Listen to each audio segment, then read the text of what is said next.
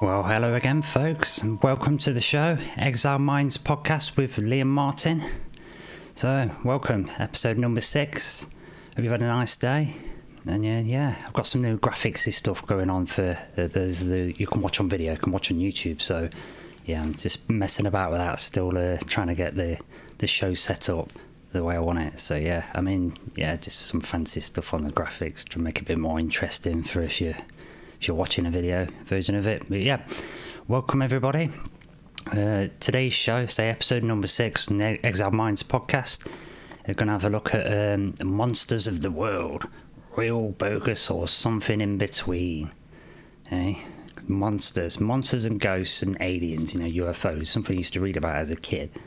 But I've when it comes to things like ghosts and monsters, I've not really done it as an adult. I've done a lot of science stuff, so ended up looking into particle physics and things that I'm interested in, and all the space stuff. So doing the aliens thing with that, it's like, yeah, that kind of it's an easy leap. But with the other sides, there's so many things to investigate. This is the thing, and there's so many things to deep dive into. So I thought, well, for this episode, I'm gonna have a look at monsters. Because I don't really know much about that. I've heard some of the mythological stuff, but I don't really know a lot about it. So I thought, I know, let's do a show about that and see what mind-blowing things I've got. Because I've never really looked at it, so I don't know what's there. So I thought what we'll do this week, we'll take a look at this, have a bit of a showcase of some legendary creatures from all over the world that have been reported in the air, in the sea, and on the land.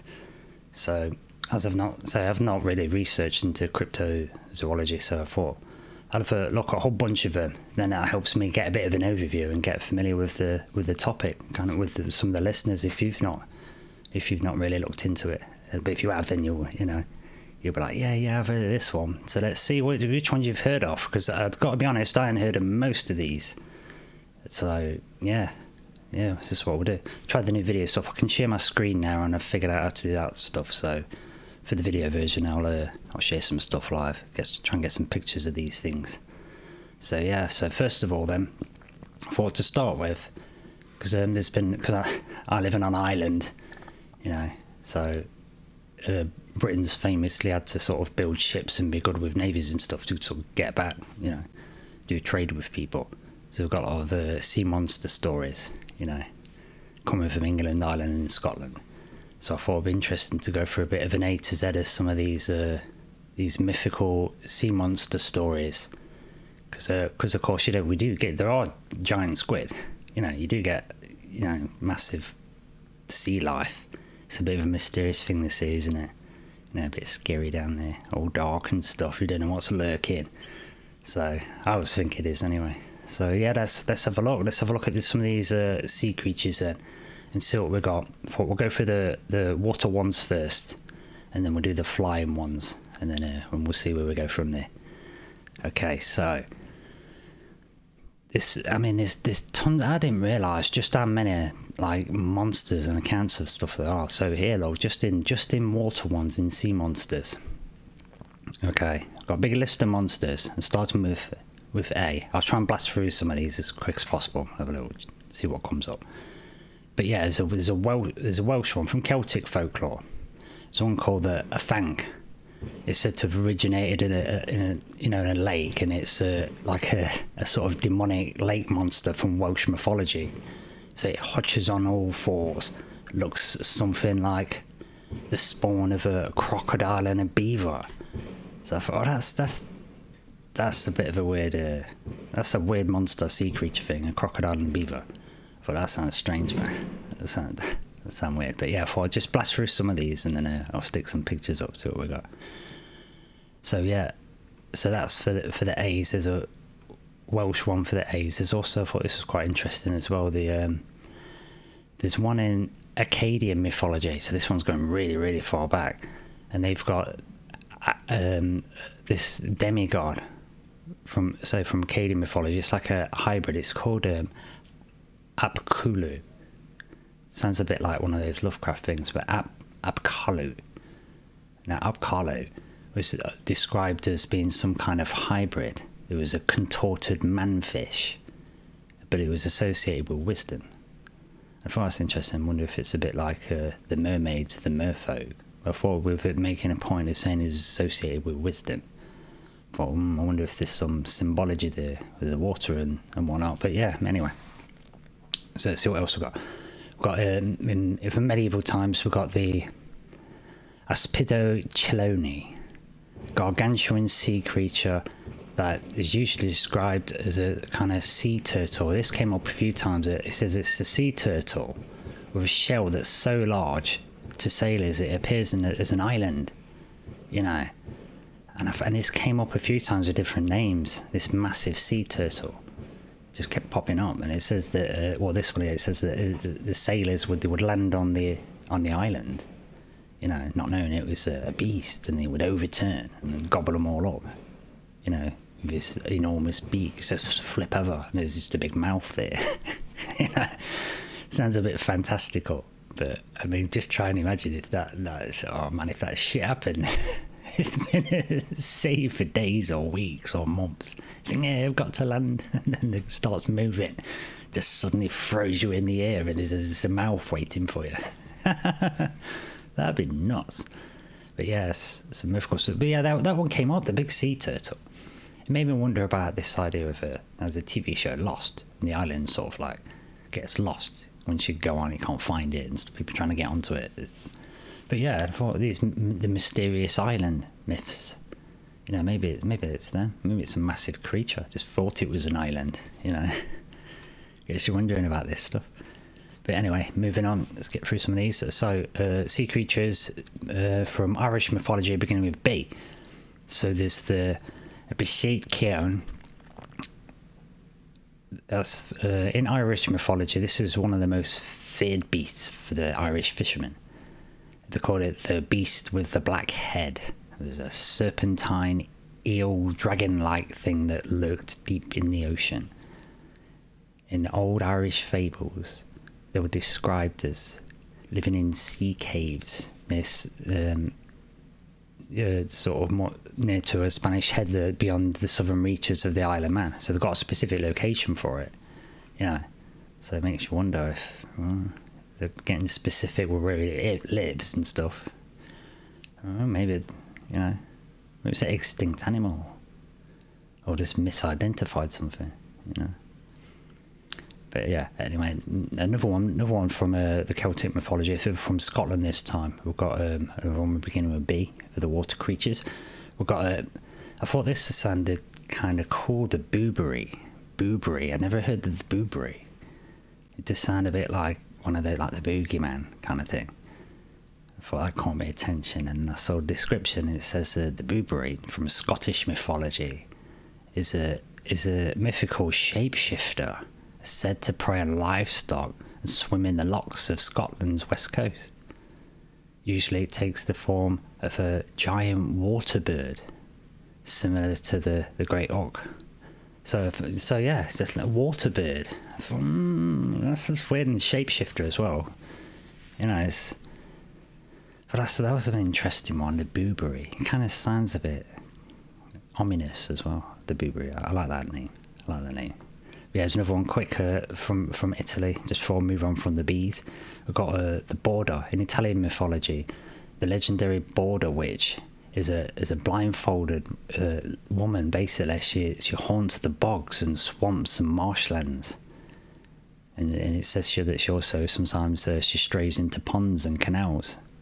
And the parents used to conjure their imaginations up with this woman to ward the children away from potential water dangers. So that might just be one of them old wives' tales just made up, just tell kids to stay away from the water. But yeah, I thought that's kind of that's an interesting one, a wandering lady sort of thing. That she, like a witch, the Border witch, she's blindfolded. I thought that was interesting. I wonder if that's symbolic of something.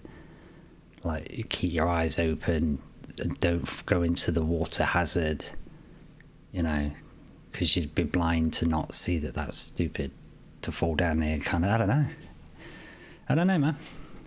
Guess you're thinking. That's the point of all this stuff, you know. Guess to get the old cogs going around in the head, I think. And it keeps you good for old age as well. Keep your brain exercising and use it or lose it, as they say. Yeah, keep brain exercise, I always think. But anyway, moving on, quickly blast through some of these sea monsters. A to Z. Going to see in Greek mythology, we've got Cetus. Okay, it says the word cetacean is derived from the ancient Greek term cetus or seti. They're regarded as serpent fish, again similar to eels. Makes you wonder about when, you know, because you get that like stars named Alpha Ceti, spelled C-E-T-I. So I wonder if that's a reference to the fish, serpent fish. We've got a serpent fish similar to eels, but then in my head, I'm sure it triggers something with the Dogon. The Dogon people, don't they have they worship dog star Sirius, and then we're supposed to be fish people. I'm not sure about that. Dogon tribe. Maybe there's some kind of link in here. You know, I'm just quickly Google it. Okay, so Nomo.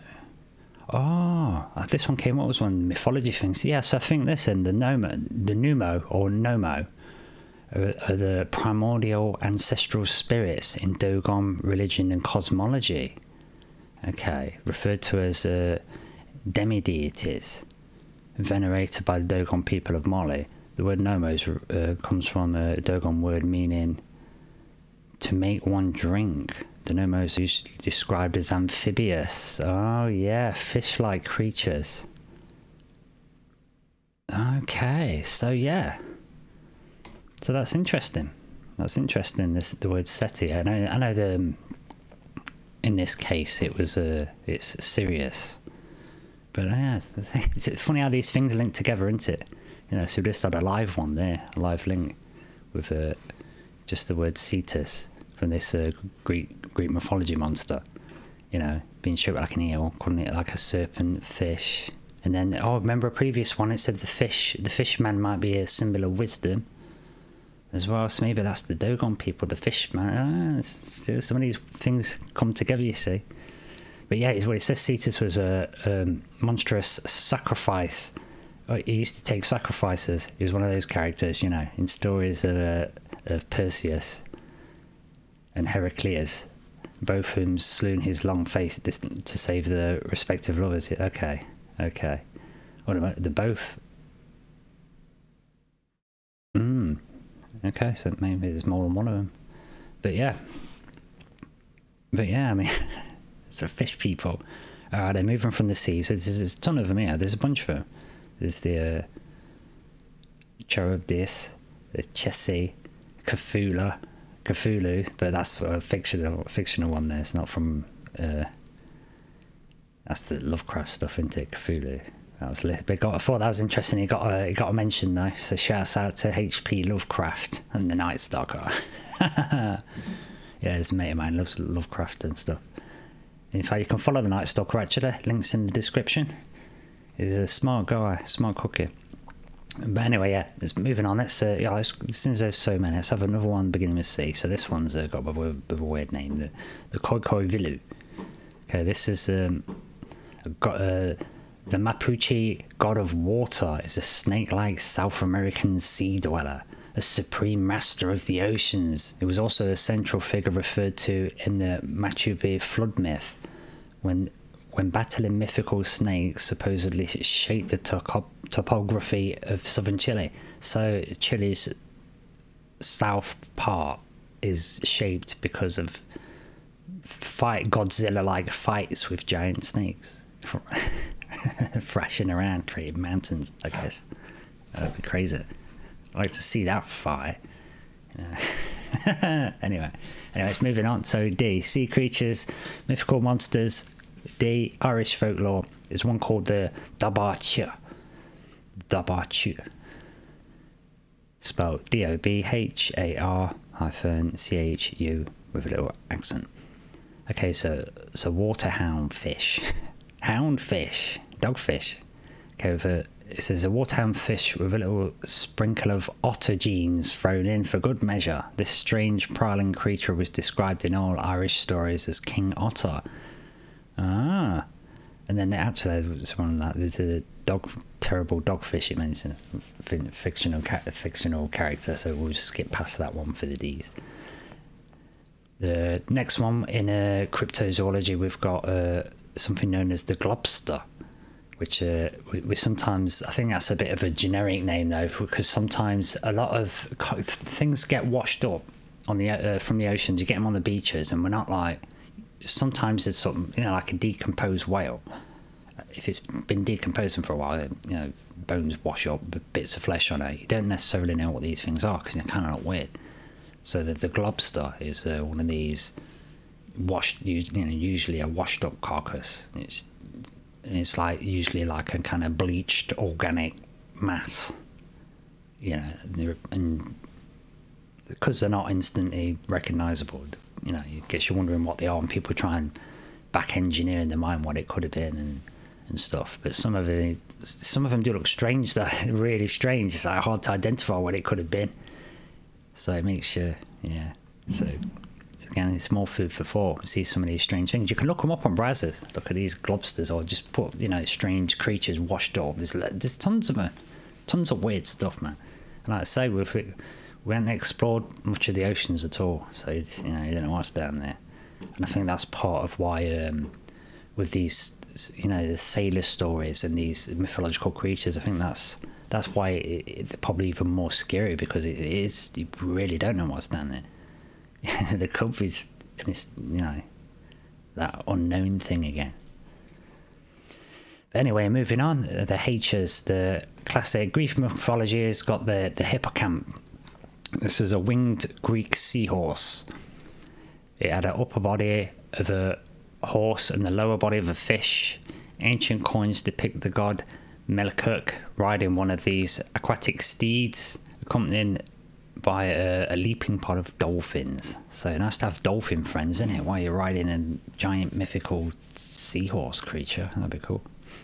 And we're on the H's. Might as well honourable mention, give the Hydra as a classic Hydra of all those heads. The now, well, it's infamous, I suppose, these days. The Hydra was a four-legged water monster with many heads. In fact, it's got a nice picture. I might as well share the screen here. Remember to do it. But yeah, I got a nice picture of it here. I'll zoom in a little bit. Hydra. I love those black and white sketchy things, the shading. But yeah, I got Hydra, multiple heads, well known these days. So yeah, you cut one off and then it, you know, splits, get two more. Yeah, so we've got that, got the Hydra included there. Yeah, serpent-footed giant typhoon lived in the lake of Lena. He had a poisonous breath. Oh, I didn't know that, but he had poisonous breath as well. And blood so deadly, even its scent could kill a human. Wow, that's deadly. Oh, so then you cut its head off, and it gets blood all over you. You can't breathe it in. You've got to make sure you don't get any blood on it. Oh, well, that makes the fight harder. That's a bit of a curveball. Anyway, moving on. I. So sea creatures, letter I. Let's go for this Finnish one. Iku Turso. I wonder if I said that right. I'll ask my mate Lelio now. But yeah, Iku Turso. And pure evil in the sea. This is not very flattering, but the Finnish say it's pure evil in sea monster form. This octopus or walrus-esque character was the god of both disease and war in Finnish myths. So there's a mean person. Yeah, he's an angry guy. So if you see Iku Turso, say, no, not today. I'm not buying that. Go home, you're drunk. Yeah, just send him back in. Of course, we've got the classic Bible story, Jonah and the whale. You know, so I think we've all heard of that one. Survives inside a whale, although that people do get swallowed by whales occasionally, every now and again, like by accident. You know, he's got the mouth open, just trying to go for a bait ball of these clusters of fish. And every now and again, there was, you know, a diver got caught recent and then spat back out. But yeah, he was lucky because it was a whale that's throat wasn't big enough to fit a person down, so that was okay. But yep, right, next one. Norse mythology. So this one's going to be kind of hard to say. It begins with, on the J's now. So it's It's a Jormungandra. Jormungandra. The quarrelsome middle child of ice giants. Oh, wow. The quarrelsome middle child of ice giants Loki and Angbra. This creature circles the oceans around Midgard, was hated by Thor. He is commonly shown eating his tail. That is suppose that when he lets go, the world will end. So he's eating his own tail all the time. So if it gets bored, the world will end. That's crazy. Some mad stuff there. Okay, so what we've got for the K's. For the K's, the Japanese folklore, we've got Kappa. It's a water spirit, or water tiger, that was notoriously impish and looks like a cross between a frog and a tiger, with a turtle carapace, a turtle middle bit, like groin bit. I think that's what that means. Yeah, a frog tiger. Tiger frog style. So I had to do a little cough there. Yeah, tiger frog style. Interesting. I'll have to develop that and then make it my own system. Then I'll be the grandmaster immediately. Yay, that's how you do it. But, okay, move over the Kraken as well with the K's. So we'll move past the K's. The Kraken, oh man.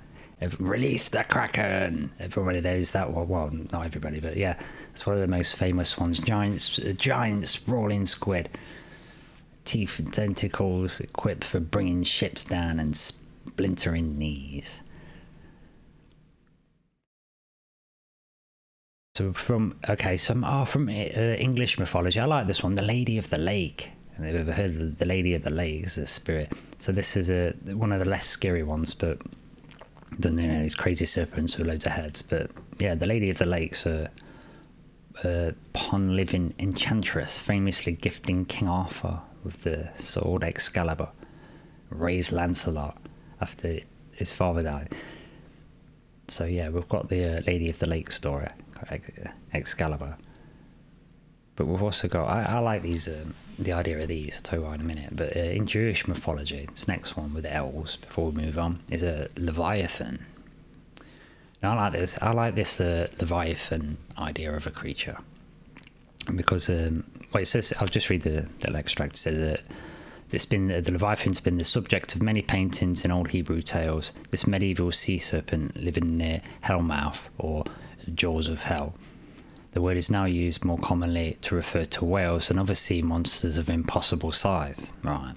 But the bit that they miss out, said the impossible size, they say it's a Leviathan, in places saying, oh, it's gargantuan or massive, But the Leviathans are an interesting kind of monster, sea monster, so to speak, because the Leviathans are, in mythology, they can carry people.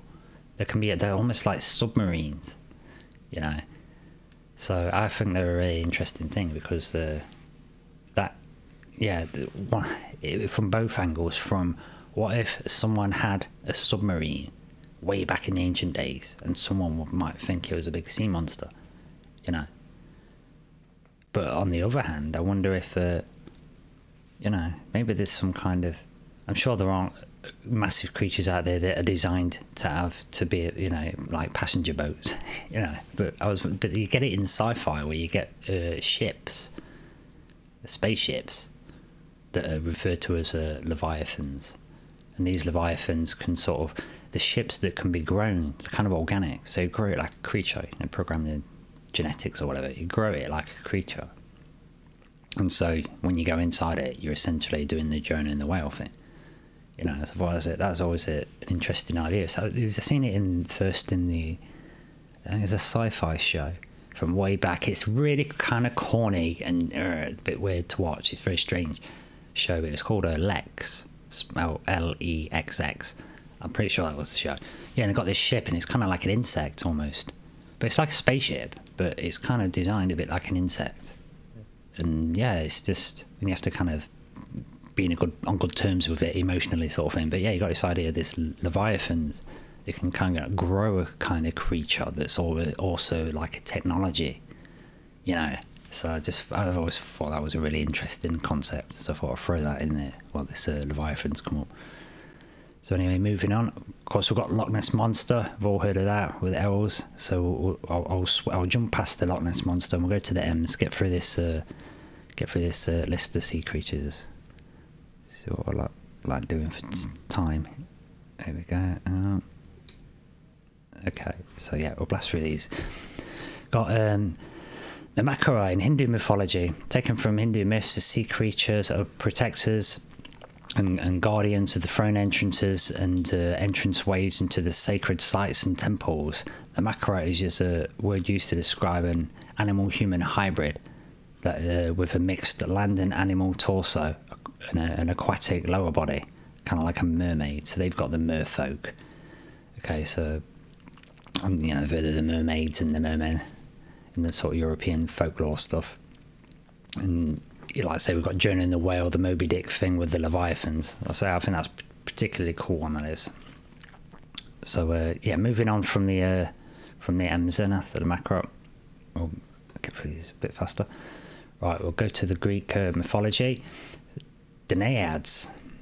The Naiads were playful nymphs who found the nudist fun by flowing brooks and waterfalls and wells. So maybe that's where the nymphomaniac Naiads, the playful nymphs, all nude under waterfalls and stuff. So that's an interesting one. And O for O, we've got cryptozoology one. I'd never heard of this. The Ogopogo. I've heard of pogo. So I mean, maybe it mixes my brain up. I kind of thought I'd heard of it, but then I've definitely heard of pogo. It's probably getting mixed up. Pogo stick. But yeah, Ogopogo. It says dive deep into British Columbian Lake Okanagan, and you might just hear the muffled singing or native Ogopogo monster, the serpent that resides in the unseen depths. So that sounds like one of the local ones there. A local one to British Columbia, to Lake Okanagan. So yeah, go and check it out if you live there, British Columbia. Go and see if there's be safe, make sure you got someone with you, and live stream it if you do get eaten. And get a load of hits. No, don't go hunting these things, for goodness sake, because what if they're real? Anyway, yeah, P's then, move on to the P. Ponatora. We've got that's in Maori mythology. They got horrible goblins. So Panatori, horrible goblins that roam the land beneath the sea and return to the shore in the evening to sleep. Oh, that's weird then. Yeah, they've got to walk around underwater during the day and then come on land to sleep. They're unusual beings and harmed by sunlight and a frog-like image with bulbous eyes and bulging gills. That would be weird to see, man. That would be a frog guy come walking out of the water when he's sunbathing. But anyway, okay, moving on. We've got one for Q. In the Inuit mythology, okay, right in the snow there, they got not one to discuss before bedtime, but this haunting creature lives between ice floes and watches the surface. Oh my goodness. Watches the surface of the world, the cold abyss, but from the cold abyss below.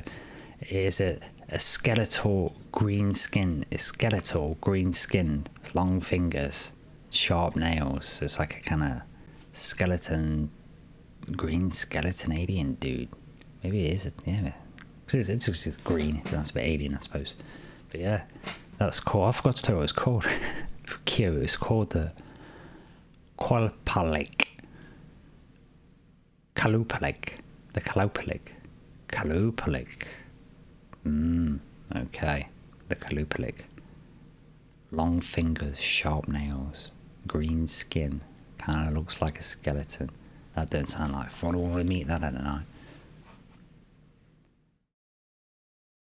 Okay, for the R's then, we've got from Slavic mythology, an undead demon or water spirit with long hair, white eyes. It's said there's once with the Rome, the dry land, spreading moisture and giving life to crops and fields. So that sounds pretty cool actually. Yet they were later regarded as evil, unclean spirits and to be feared by all. So I wonder what happened there, you know. coming to the land to watering crops, it sounds like, and then suddenly they're bad. I don't know what that's about. Maybe that's worth a deep dive, just to look at some Slavic mythology. Yeah, so the Rosalica in Slavic mythology, the undead demon, a water spirit with long hair that's hollow, white eyes, comes waters the land in moisture, but they're saying it's evil. So I don't know. Maybe some of you know. Maybe some of you know your Slavic mythology. You know what makes them evil. Gotta wonder. Okay, moving on quick. So, next one for the S of this A to Z of the water monsters. We've got the sirens of Greek mythology. Few can resist the singing of the sirens. They dwell in the sea. They've got this amazing singing that draws you in. You know, these feminine creatures appear as a mirage in storms and often lure sailors to certain doom. With the T's there, we've got Tiamat. We've got Tiamat from Babylonian mythology. A draconic monster and primordial salt sea goddess who embodies both chaos and the ocean. Tiamat mated with the god of fresh water and in turn created the cosmos. That's quite a big player there, Tiamat. I was going to say in at number U. But yeah, from Japanese legends, we've got Umibozu. Umibozu from Japanese legends is a paranormal phenomenon. It's more of a phenomenon than the creature, like a paranormal thing that happens. It says it's more of this is more of a sea spirit that has been referenced in multiple sightings by Japanese sailors. It appears when the sea is flat and quickly rolls and stirs the ocean, causing ships to break apart and sailors to scramble for their lives. So that sounds crazy. It says, I mean, that sounds weird. Some phenomenon. It appears when the sea is flat and quickly roils and stirs the ocean, causing ships to break apart and sailors to scramble for their lives. So I wonder what that is then. The Umibozu. Some phenomenon that takes place when perhaps the sea goes really still. I don't know. And then it suddenly goes crazy. That sounds weird, man. It sounds really weird. This next one, this is the Vampire Squid. But this turns out to be one of those real life ones. Because some of these is the thing. Some of these turn out to be real. You know? This is why you got to look at them. You got to look at this stuff. Because this one does, you know, the Vampire Squid. So you'd be forgiven for thinking this squid belongs to in all the myths as well. They live in the depths of the waters, have piercing red eyes, and wear a quote unquote cloak, a webbing that they've got like a web between the tentacles. So they're like a regular, you know, you've got the squid and tentacles, but with webbing in between. So it's like having one big bat circle wing, I guess. But yeah, piercing red eyes. That's never going to be fun to look at, is it? It says in Latin the name means vampire squid from hell. Yeah, red eyes though. There's something about the red eyes trope, I guess. But yeah, in it number Y from South American mythology, we've got the Yakumama.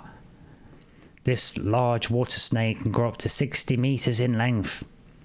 And is an imagined life in the Amazon River Basin, to live in the Amazon River Basin. Local legends describe it as the mother of all marine life and created the beast with the ability to suck up any passing life within 100 paces.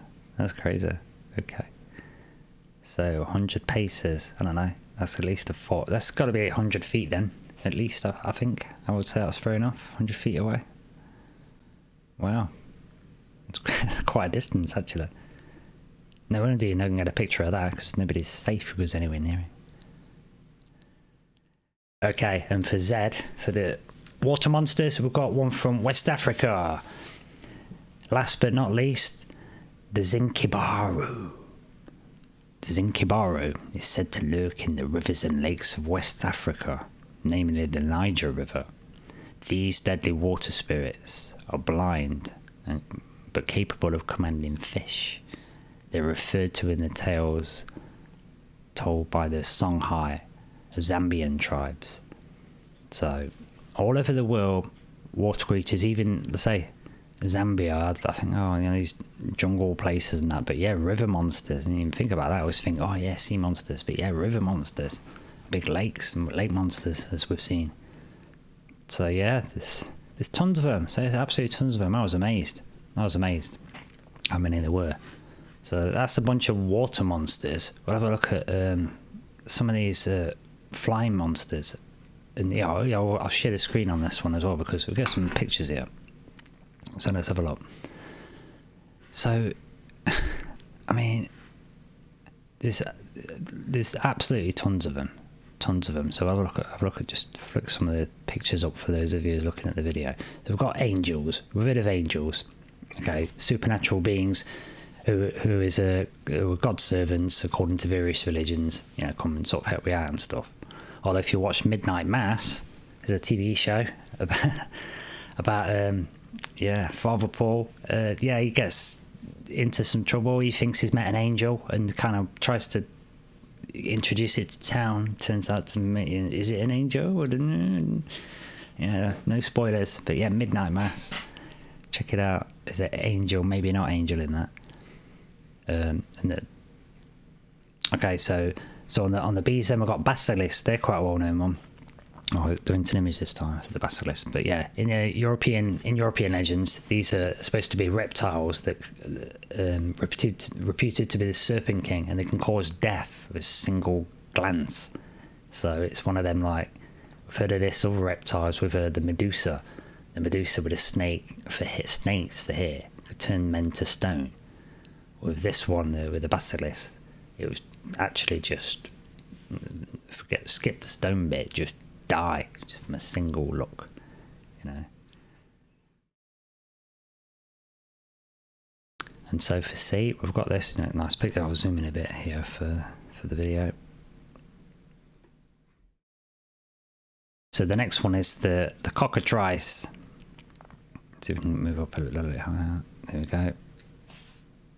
Yeah, the cockatrice. See, I've never even heard of any of these ones. The cockatrice is a mythical beast, essentially a two-legged dragon, or serpent-like creature with a rooster's head, described by Lawrence Briner in an ornament in the drama and poetry of the Elizabethans. It was featured prominently in English thought and myth through the centuries. So yeah, I mean, to me that kind of looks a bit like with having the rooster head and the wings, it kind of reminds me a bit of a griffin. I've seen the griffin. In fact, the griffin's mentioned here, so now I've mentioned it, we'll give them a quick look. Yeah, the griffin is a legendary creature. The body, tail, and back legs of a lion, the head and wings of an eagle. Okay, so he's got the body of a lion, the wings of an eagle. But this cockatrice, it's probably have the rooster wings then. It's a tough one, man. So there's some of these strange creatures. But anyway, moving on. So these, we've got dragons. We've all heard of dragons, I'm sure, and the devil. I think most people have done that. But the jinn, so they don't get that much. Well, I suppose more these days, getting more credit. But yeah, the jinn. So dragons and devils are well known. But we've got the jinn, as in beginning with D. D-J-I-N-N. It's not cheating that there is spellings like that. So on the D's, we can have the jinn. The romanticised jinn, or the romanticised the genie. Some think that it is the same sort of people, you know, the jinn are the genies of the stories, you know, rub the lamp, get the wishes and that.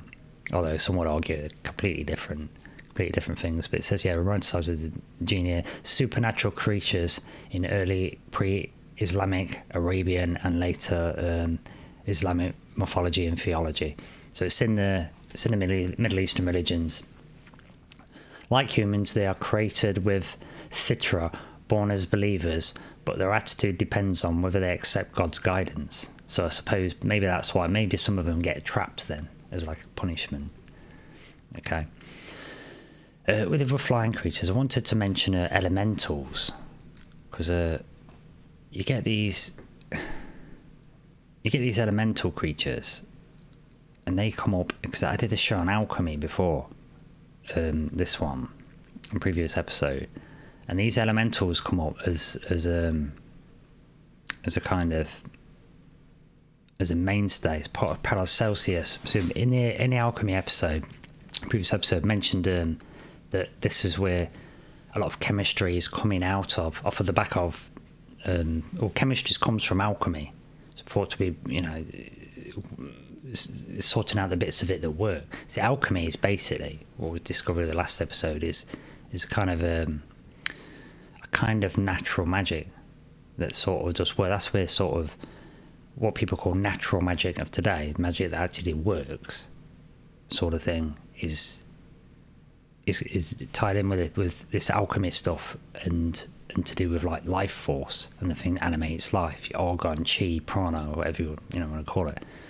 So I mentioned the elementals here. I make a point of it because elementals are a big part of alchemy and part of the Paracelsus philosophy and part of the Hermes teachings. And they're saying there are these fundamental elementals. You know, so I'll just read the description here from Wiki. It says an elemental is a mythical being that is described in occult and alchemical works from around the time of the European Renaissance, and particularly elaborated in the 16th century works of Paracelsus. According to Paracelsus and his subsequent followers, there are 4. So you've got these 4 elementals, and they're saying they're like, that's kind of fundamental to the magic stuff. It's fundamental to the occult stuff, that the real things you can like call on them. So it's like, when looking at these monster stuff, I come to then see that it's not all about the things that go bump in the night. So actually I've not really looked at any of this stuff, but it's not all that things that go bump in the night. And you know, it's interesting to look at, and some of these creatures seem very, very strange. So I've looked at some air ones, some sea creatures, looked at some of these that fly through the air, and we get to things like these elementals. Okay, and we've seen that some of them are considered more like nature spirits, you know, and not all of them are necessarily bad at doing stuff. And, you know, the one doing the watering, although I don't know what went wrong there. But so I suppose it's that never judge a book by its cover kind of thing. It's starting to come through for me with this. And I remember there was there was an X-Files episode. The name escapes me, but it was about a reptilian. And this reptilian had ended up actually saw 2 men fighting and was startled. And then, you know, I think one man had knocked the other one out and killed him or something. Startles the reptilian humanoid creature and goes to attack it because he's freaked out by it. And he ends up trying to defend itself, and the guy bites the reptilian, and the bite makes him temporarily turn human. But this is what it turns out to be, a peaceful reptilian creature in this X-Files episode, and it kind of saw us as the monsters, you know, because it's just minding its own business, being natural. And it's like we're the ones that freak it. And it's what it gets me thinking about that. Maybe it's not all. Maybe monsters, some so-called monsters, I think we're weird. Maybe some of them hide from us. Or, you know, maybe some of this stuff is real, because there's so much of it. I mean, I can't fit it all into a show. There's so much of it. In fact, it was all, I was laughing to myself. There was so many. Just looking at how many sea creatures there are and how many winged monsters there are, and then loads on land. It's like all over the world. There's tons. There's hundreds and hundreds. And I thought, wow, it's almost like it's a Leviathan task. It's a monstrous task trying to put a show together for this, because there's just so many, you know. But like I say, if I'll do a bit of an overview and see what comes up, and it's like, man, there's just tons. It's like in the Japanese and Chinese, in the Far Eastern historical folklore, they've got absolutely tons and tons of them that are just like, they've got a whole section just ghost ones. I mean, they've got the Yuhun Yi, the wandering souls in the intermediate state. They've got the Bao Jia Gui, the female banana tree ghosts. You know, they're like ghost trees that kind of attract you to the tree, sort of thing.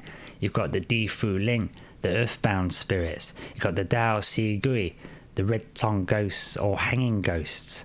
You've got the Gui Po, or the old witch. You've got the new Gui, the feminine ghosts. You've got the Ri Ben Gui Bing, the spirits of the Japanese soldiers. You've got the Neo Tui Ma Men, the guards of the underworld. You've got the Shui Gui, the ghosts of the drowned. You've got the Wu Tu Gui, the beheaded ghosts. The Yuan Gui, the ghosts with grievances.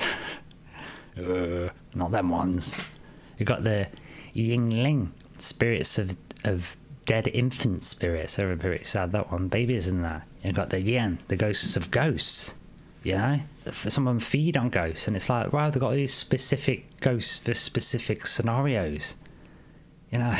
It's just crazy. There's absolutely tons and tons of them. So like I always say, you know, go and dig into this stuff. Go and dig into this stuff, man, because there's sometimes some themes will kind of pop up, sort of thing, and some of these, like we say, some of them, like the vampire squid, that turns out to be kind of real.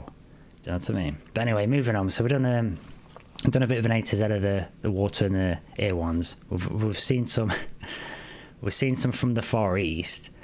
We've seen some from the Middle East. I've got a few from Africa here. A bit of a top 10. So I mean, we'll check some of these out quick, and then yeah. So I mean, we've been all over the world. We've got some of the Celtic ones from Europe, but yeah, we've got this one. These ones from Africa. Then, so this is the, for those that can see on the images being shared on the screen. This is the this is crazy.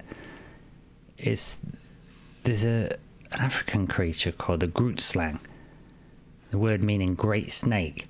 It says it lives in caves, and it's basically, the Grootslang is supposed to be too powerful, so the gods subdivided it into two animal species, the elephant and the snake. However, this particular Grootslang thing kind of escaped it, and escaped the fate and reproduced. So this monster's like half snake, half elephant. Now what the hell? Supposed to grow up to 60 feet long, and the caves are full of diamonds. So I don't know, maybe that's one of them, like Africa's Virgin, the dragon stories, you know. So I don't know how that one works, but yeah. Next one we've got the Inkanyamba in at number 2. So at number 2 for the African ones, we've got this crazy thing. It's like a kind of a, you know, I'll zoom in a bit. It's like a huge carnivorous eel-like animal. From the Zulu people used to talk about this. The ancient legends say that the Inkanyambas, this weird eel-like thing, teeth, Inkanyambas from South Africa, has fins or flippers that grow to a tremendous size. It says that there are actually freshwater eels abundant that do grow to around 6 feet, but they're pale in comparison to the stories of this, because it's supposed to be like some huge thing. So I don't know, man. I don't know. The next one on the list for African ones is the Congo Mato. So the Congo Mato.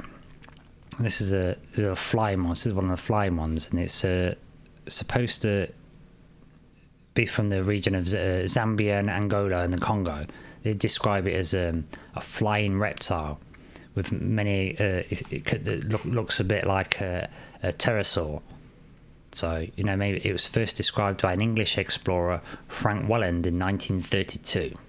So it's been seen by explorers back in the day. So maybe it's a rare species or extinct now. It says this cryptid lives in the rivers and swamps and has a huge wingspan but no feathers. Okay, it's possibly an unknown species that exists in inaccessible places. So there's been any sightings, I can find it, until since 1932. So that's the Congo Mato. So that's in at number 3 for the African monsters. And then the next one, we've got the number 4. We've got this kind of lightning bird, the Impodula. The Impodula is a lightning bird, a supernatural bird from Pondo, Zulu. So this is from the same region, a South African bird. as big as a human, can supposedly can summon lightning storms. So I don't know. It says sometimes a shapeshifter can appear as a human, and sometimes said to be a supernatural familiar that guards a witch or a witch doctor. So that's be a pretty nifty guardian to have, a handy pet to have, isn't it? A lightning bird can summon some electric shocks for the burglars. Oh, the dogs are still cool though.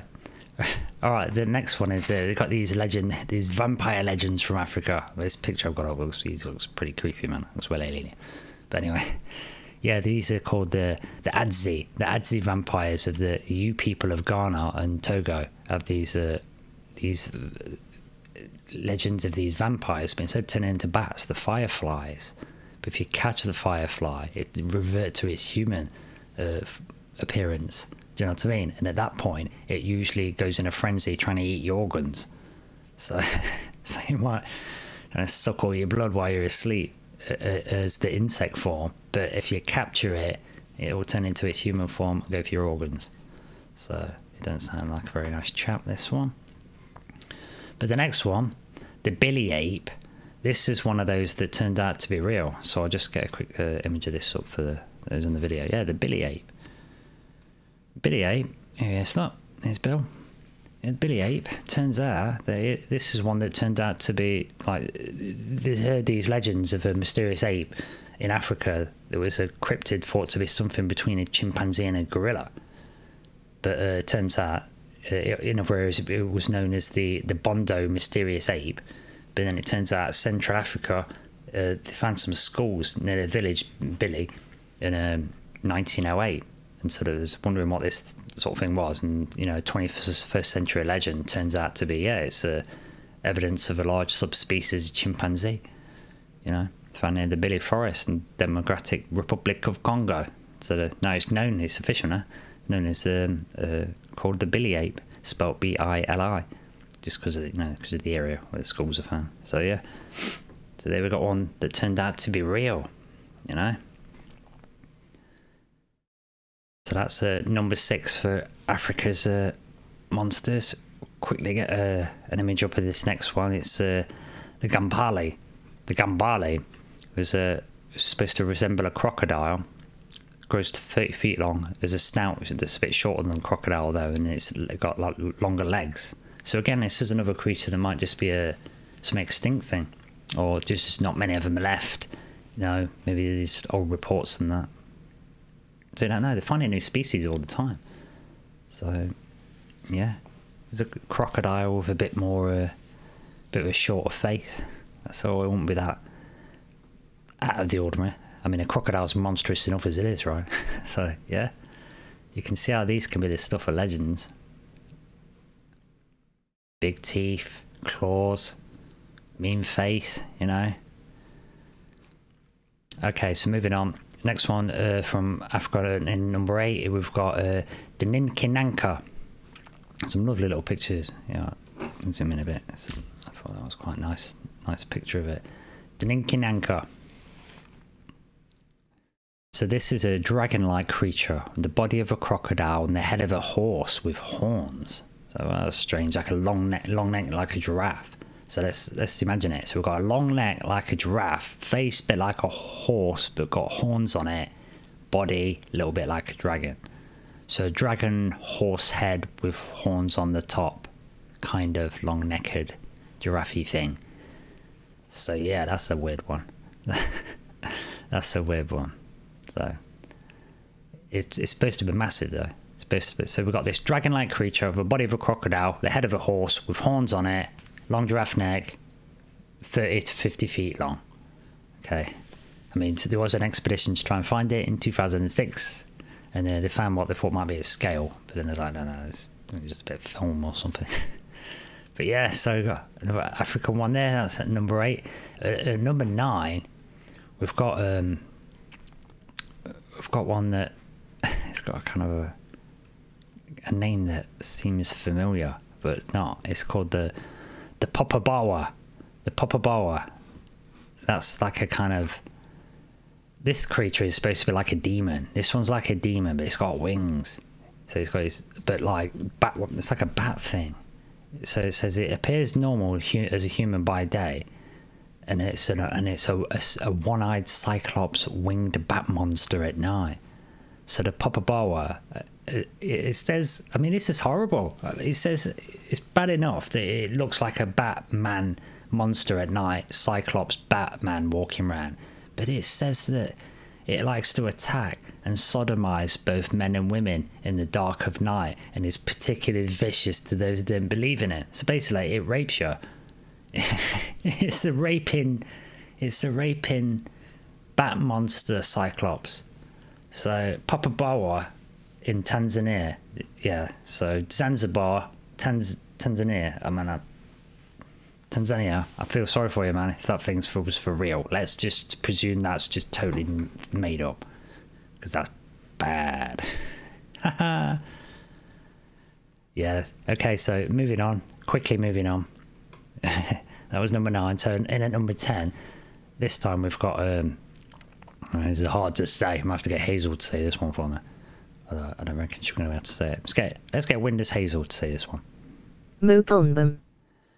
Yeah, that one very good. Yeah, Muklumbun.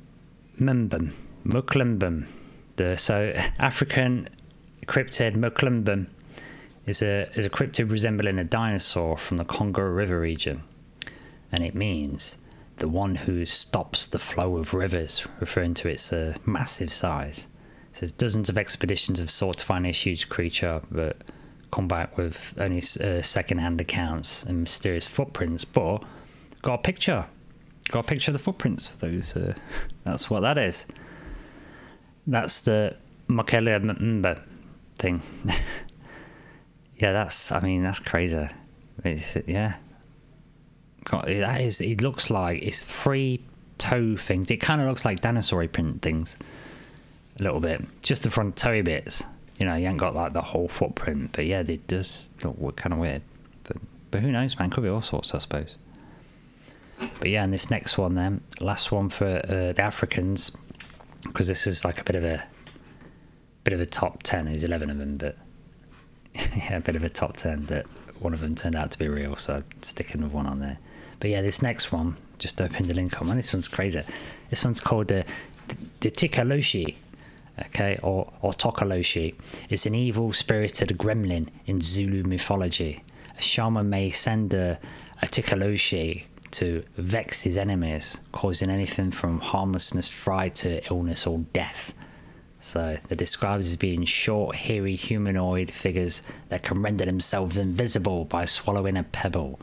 So I don't know, swallowing a pebble sounds a bit like Harry Potter and the Hobbit. That does swallowing a pebble to make yourself invisible. But yeah, I don't know, man. But I mean, what are these things? What do you think? I wonder about genetic engineering, you know, because some of them described as like hybrids of lots of different sort of animals and stuff, or maybe it's people's wild imagination. I mean, what do you think? What do you think? I mean, some of these things, like I would say, occasionally they turn out to be real. I mean, chupacabras, so many people talked about chupacabra, and now the idea is thinking it's one of the local wolves with scabies. You know, vampire deer. It looked like Mother Nature's messing with you, but you get these South Korean deer that kind of look like they've got fangs, but they haven't really, you know. We've got those, I'll spell this, Stymphallium, the Stymphalian birds. If you look at them all, there's these massive birds that are over 6 foot with huge wingspans over 8 feet. They used to get these massive birds. You know, it's been hunted to extinction. You know what I'm saying? You get these, some of them that turn out to be real. I'm talking to one of them. We've got this Russian wild woman of Georgia. They found this woman that kind of looks like some subspecies. So got from Animalian.com. So put all the links in the description. Yeah, it says in the mid 18th century, hunters in the Akhamate region of Georgia, the province of Russia, edge of the Black Sea, captured a quote-unquote wild woman who had ape-like features, massive bosom, thick arms, legs and fingers, and was covered in hair. Yeah. They named her Zana. She was very violent at first, but spent many years in a cage. with food being tossed away. Eventually she chilled out, became domesticated, and performed simple tasks like grinding corn. She had an incredible endurance against cold and couldn't stand being in a heated room. So I don't know, man. You've got a literal wild woman that people didn't know about, and it's just domesticated her. You know, you learn your place, woman. She died. So Zana died in the village in like 1890. The youngest of her children died in 1954. She had kids, man. You know, it's like, and yeah, and the kids could talk normal and stuff. Maybe she just couldn't talk and just got acclimatized to being out in the sticks in nature. I don't know. It's crazy stuff, man. And it's and like hobbits, as I mentioned, hobbits like Harry Potter stuff. They were hobbit people. They were. Look, I got a picture of them up. Look, the skulls are about, you know, maybe a third smaller. Do you know what I mean? You know, you've got the hobbit-like ancestors found in Asia. Scientists found skeletons of a human species that grew no larger than a 3-year-old child. The species live with pygmy elephants and giant lizards on a remote island in Indonesia. So, it sounds like crazy stuff, doesn't it? Crazy talk, but yeah, hobbit people get no bigger than a 3-year-old child with living with giant lizards and mini elephants. So I don't know. Yeah, I think that's what a pygmy elephant is, a mini elephant. But yeah, it's crazy. I checked this stuff up because I say a few of these things have turned out to be real. So I don't know, man. I don't know. You see what you think. That's why I wanted to have a look at this stuff, and then I might pick some out later to deep dive on. But yeah, I mean, yes, check it out, folks. Let's see what you think. Because like I say, it's this is what it's all about. You've got to connect these dots yourself. That's the way I look at it. You've got to go and look at some of this stuff, get interested, have conversations with people, just speculate on this stuff, you know. Like I say, there's hundreds and hundreds just looking up these. There's about 200 I've looked through, and I'm not even trying. So, you know, if you're interested in, honestly, go and look at this stuff, man. Go on, because like I say, we've seen some of them have turned out to be real. So who knows what you'll discover, and then you can tell us, can't you? Which is sort of how it works. So yeah, that's what we need. That's what I need. The more voices out there, the better, I guess. The more researchers, the better. So I guess, you know, the way we do it. Anyway, thanks for tuning in, Liam Martin, the Exiled Minds podcast. Yeah, this is the 6th episode, so I'll keep trying to smash these out, as many as I can. Like I say, hopefully I keep getting better and better, so we'll see how it goes. But that's my episode for today. I think today, like I say, go and definitely look this stuff up, right, and check the references. I'll always put the links in the description. So, like I say, you can check this stuff out for yourself. I don't want you to think I'm just making stuff up. So yeah, go and check it out. And thanks for tuning in and listening. Like I say, I'll keep trying my best and keep trying to bring you more free shows a week if I can. So that's me, Liam Martin, Exiled Minds podcast, Monsters of the World, real, bogus, or something in between. Have a think about what you think about this stuff. And leave some comments, man. Say hi. I'll catch you next time. The Exiled Minds podcast. Me, Liam Martin. See you later.